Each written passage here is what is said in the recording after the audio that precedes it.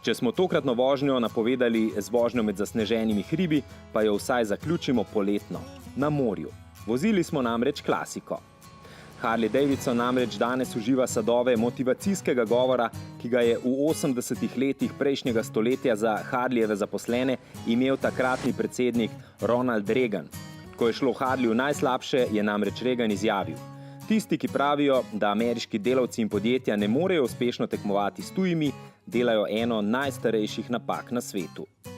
In besede so rodile filozofijo. Vse za svobodo, svoboda za vse. So we thought, well, the great thing to do would be to take some time. Time to really get involved with the bikes. Tako danes voziti Harleyja pomeni živeti mimo vseh časovnih in drugih primežev sodobnega sveta, torej svobodno. Sveta seveda ne moremo upočasniti, a vsaj v prihajajočih poletnih dneh velja Harleyjevo filozofijo vsaj malo ponotraniti. Namreč vzeti si čas zase na avto-moto način in se osvoboditi.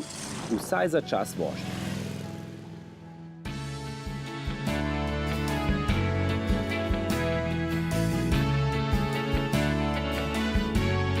Podatki o nas, podatki iz avtomobila, podatki iz cestne infrastrukture, vse to je velika stvar, o tem bomo še govorili, ampak ne med poletjem.